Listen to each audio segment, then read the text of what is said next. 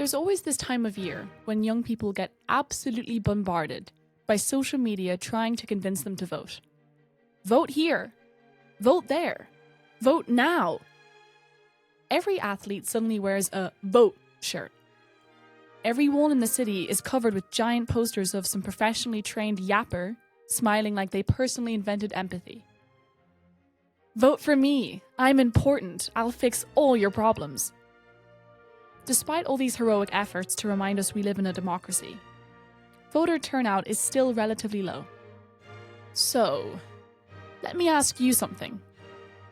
Did you vote? Do you know what happens if you don't vote? Let me first begin with what happens if you don't vote.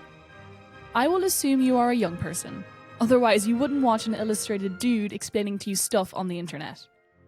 In most democracies, there are simply way too many old people. You probably already know that. Demographic crises, aging populations, blah blah blah. And politicians?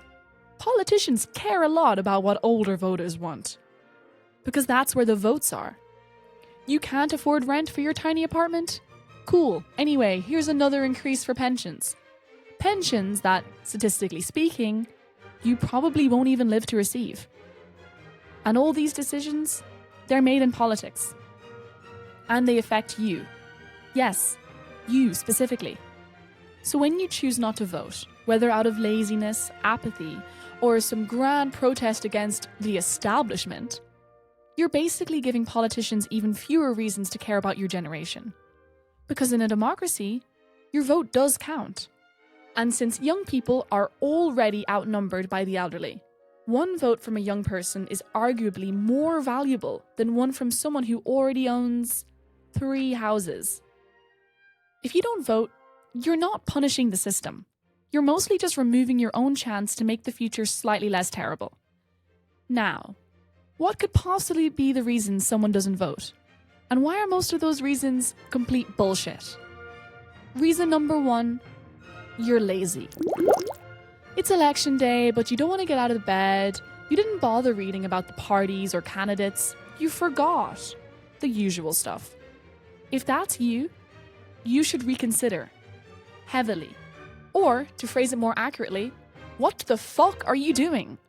In most countries, you get one chance every 4 years to influence politics without having to chain yourself to a fence or start a revolution. And you're throwing that away because your bed is comfy. Do you really think that when Hitler 2.0 shows up, your mattress will somehow protect you from being drafted into another pointless war? Also, you live in this country. You're a citizen. That comes with responsibilities. There is no such thing as, I don't care about politics. Politics cares about you, whether you like it or not.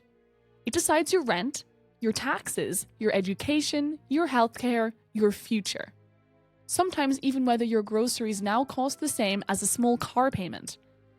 And you're willingly throwing away your only easy chance to influence any of it?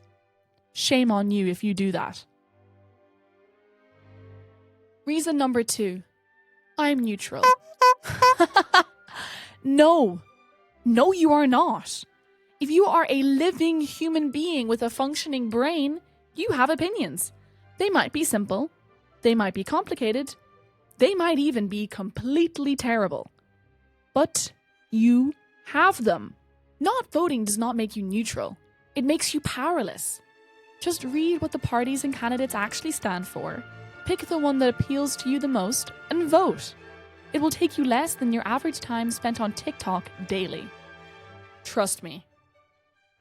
And while we're at it, if you protest the system by submitting an invalid ballot so it shows up in the statistics, congratulations. You threw away your vote with an extra step. Amazing strategy. Truly revolutionary. Just vote for a party. Inform yourself. For God's sake. Reason number 3. It doesn't matter, they do what they want anyway. If you live in a healthy and functioning democracy, this is simply not true. And most Western democracies are, by the way. We have more than enough examples of voting influencing major decisions. Think about Brexit.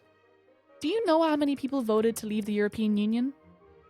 50.1%. That's not a lot. And if voter turnout had been just a little bit higher, maybe it would not have happened at all. Or look at Hungary more recently.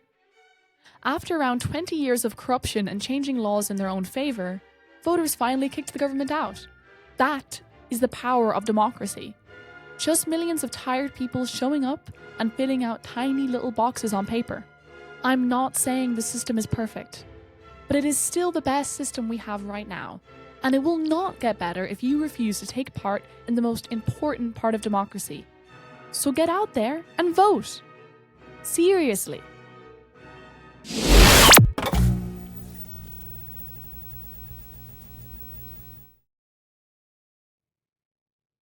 Okay, thank you. That's it, finished.